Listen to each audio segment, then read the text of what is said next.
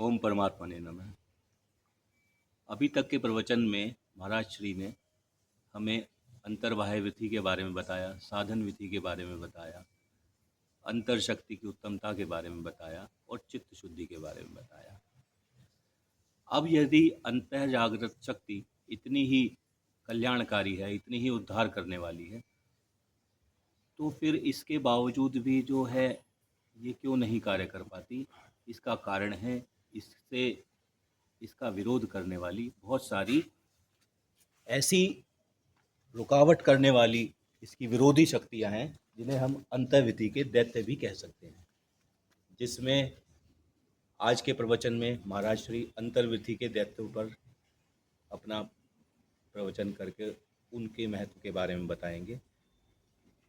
अंतर्विधि के कई ऐसे दैत्य हैं जो बहुत शक्तिशाली हैं, जिनमें सबसे शक्तिशाली दैत्य जो है वो प्रारब्ध है। प्रारब्ध का अर्थ हुआ कि पूर्व में संचित संस्कारों के पक जाने पर जो फल देना अनिवार्य हो जाता है वो प्रारब्ध कहलाता है। हम यहाँ प्रारब्ध भोगने ही आए हैं, मृत्यु लोके कुतो सुखम, यहाँ सब अपना प्रारब्ध भोगने ही आए हैं। और इसके अलावा एक दूसरा अंतर्विधि का जो दैत्य है, विरोधी दैत्य है, जो उसको अंतर शक्ति के जागरण के रुकावटें जो पैदा करते हैं, वो दूसरा हो गया कर्ता भाव।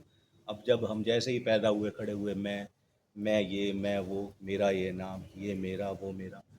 तो आज के प्रवचन में महाराज श्री इस बारे में चर्चा करेंगे कि अंतर्वृत्ति के दैत्य, प्रारब्ध और कर्ता भाव किस प्रकार अंतः शक्ति के जागरण में रुकावटें पैदा करते हैं। आइए अब चलते हैं महाराज श्री के प्रवचन की ओर। जय गुरु। जीव की जन्म जन्मांतर की यात्रा नदी में प्रवाह लकड़ी के स्लीपरों के समान है। जिधर वासना धकेल देती है, काल के प्रवाह में पड़ा जीव उधर ही घूम जाता है। कभी काल का प्रवाह तीव्र होता है तो जल्दी जल्दी योनि बदलता है, तीव्रता से बहने लगता है। उसके संस्कार कभी किसी को साथ संयोग करा देते हैं तो किसी के साथ वियोग। कभी अभिमान में भरकर उछलने लगता है तो कभी हताशा से भर उठता है, कभी अकस्मात किसी से जा टकराता है। जीव इन स्लीपरों की भांति प्रवाह में बहने को विवश।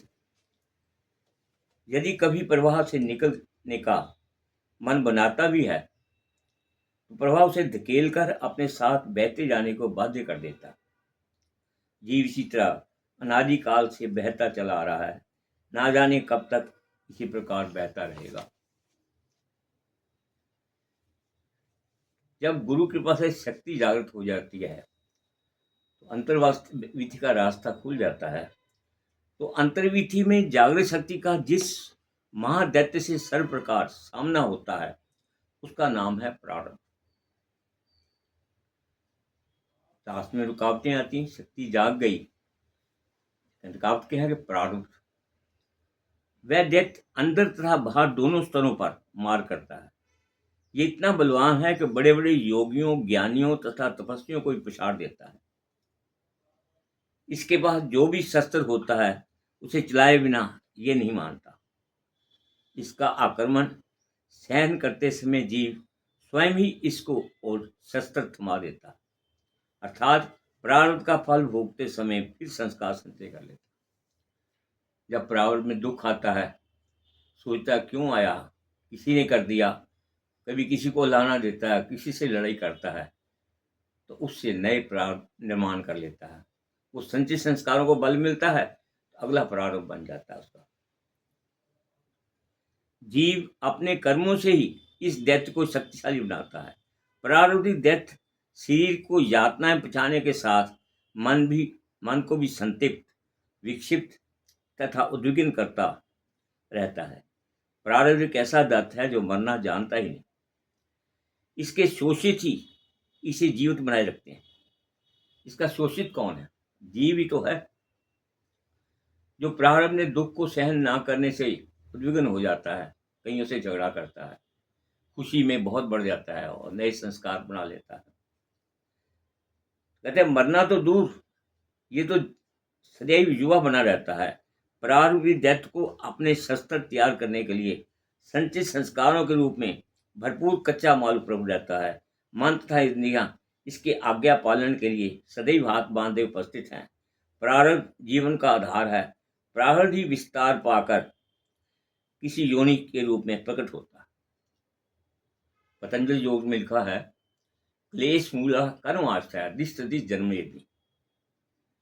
हमारे दुखों का कारण हमारे ही कर्म है। सती मूले तत्व विभाग के जाति आयु होगा। जब वही कर्म संचित संस्कार जो प्रारब्ध बन जाते हैं तो वो हमारे उस योनि में जाने का होता है। और होता है कि ये योनि इस योनि में कब तक रहेगा, क्या क्या भोग भोगेगा और कितने साल तक जिएगा। प्रारब्ध ही ये निर्धारण करता है कि जीव कब तक उस योनि में बना रहेगा तथा क्या क्या कर्म फल भोगेगा। जीव के सम्मुख आने वाली प्रत्येक सुख दुखात्मक परिस्थिति एक अनुकूलता प्रतिकूलता प्रारब्ध का ही प्रतिफल। जो जीवन में प्रतिकूलता या अनुकूलता आती है वह सब हमारे प्रारब्ध का फल है। जीव जीवन को नहीं भोगता, प्रारब्ध को ही जीव के जीवन को भोग कर समाप्त करता है। हमारा प्रारब्ध ही हमें भोग कर समाप्त करता है। जीव प्रारब्ध के भोग के लिए नए नए जीवन धारण करता रहता है तथा प्रारब्ध भोग कर समाप्त करता रहता है।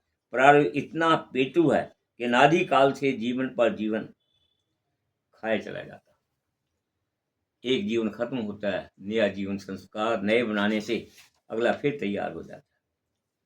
कर्ता भाव तथा प्रारब्ध रूपी दोनों दैत्य मिलकर कार्य करते हैं। प्रारब्ध के पश्चात जब आप अंतर्विधि के दूसरे दैत्य की बात करते हैं जिसका नाम है कर्तृत्व अभिमान, कर्ता भाव, करने का अभिमान। कर्ता भाव दैत्य प्रारूप दैत्य का मुख्य सहयोगी है। इसी के कारण जीव की कर्मों में आसक्ति होती है जो प्रारब्ध निर्माण में हेतु होता है। इसी के कारण वासनाएं विकार चित्त में स्थान पाते हैं। कोई शुभ या अशुभ कर्म करते समय कर्ता भाव मैं कर रहा हूं उदय होता है। इस प्रकार प्रत्येक शुभ अशुभ कर्म चित्त की मलिनता के कारण बनता है, मैं भाव आ जाता है। यही भाव राग द्वेष की उत्पत्ति का कारण है। अनुकूलता प्रतिकूलता का भाव पैदा करता है, मित्र शत्रु बनाता है। ये दैत्य एक और कर्मों में आसक्त कर पूर्व संचित संस्कारों को बल प्रदान करता है। हम भाव से जो हमारे पूर्व संचित संस्कारों को बल मिलता है और दूसरी ओर नए संस्कारों से चित्त को ढकता चला जाता है। ये दैत्य साई की तरह जीव के पीछे लगा है। वह जहां भी जाता है ये साथ ही जाता है। जब जीव सो जाता है तो उसके पास बैठकर उसके जागने की प्रतीक्षा करता है तथा जीव के जाग जाने पर सक्रिय हो जाता है। जब जीव किसी को ये कहता है कि वह करने वाला कौन है, सब भगवान करते हैं, तो वह उसके अंदर बैठा करता हुआ हंसता है। जब जीव कोई कर्म करके गर्व करता है तो दैत्य उसकी पीठ थपथपाता है। जब किसी असफलता पर हताश होता है तो ये दैत्य उसे दिलासा देता है। जब जीव विश्राम में होता है तो वह सुनहरे सपने दिखाता है। जब जीव की मृत्यु हो जाती है तो ये दैत्य सूक्ष्म सी रूपी पलंग पर आराम करता हुआ जीव के दूसरे शरीर धारण करने की प्रतीक्षा करता है। अर्थात जीव योनि बदलता रहता है किंतु ये दैत्य अमर बना रहता है, प्रत्येक योनि में जीव का साथ निभाता है। अहंकार जीव का कभी नहीं छूटता। जब मैं था तब तू नहीं, जब तू है मैं नहीं। कर्ता भाव तथा प्रारूपी दोनों दैत्य मिलकर कार्य करते हैं। प्रारब्ध जीव के कर्मानुसार उसके सम्मुख विभिन्न प्रकार के सुख दुखात्मक परिस्थितियां उपस्थित करता है, तो कर्ता भाव उन परिस्थितियों के आधार पर आसक्ति युक्त कर्म कर मिथ्या कर्ता भाव होता है ताकि पुनः संस्कार संचय हो सके। प्रारब्ध का काम है कर्म के योग्य वातावरण उपस्थित करना तथा कर्ता भाव का काम है कर्म में कर्तृत्व का समावेश करना। कर्ता भाव भी दैत्य उपस्थित परिस्थितियों का पूरा लाभ उठाता है। बाहर जगत में जो कुछ भी होता है ये सब अंतर की घटनाओं की प्रतिछाया है। तार अंदर से हिलते हैं, बाहर तो केवल पुतलियां नाचती हैं। प्रारब्ध अंतर में है, बाहर केवल उसका परिणाम प्रकट होता है। कर्ता भाव भी अंतर में है, बाहर केवल उसकी क्रिया दिखाई देती है। ये दोनों दैत्य अंदर बटन दबाते हैं और बाहर जीव नाचने लगता है। तो प्रारब्ध सब प्रस्तुत करता है, तुलसी जस बनी भगवत्या, तैसे मिले साही, आपन आवे ताही ताहाँ ले जाए। तो प्रारब्ध जैसा है, लेकिन जीव कहता है मैं इसे बदल दूंगा, इसी में नए कर्मों का निर्माण कर लेता। ओम तत्सत।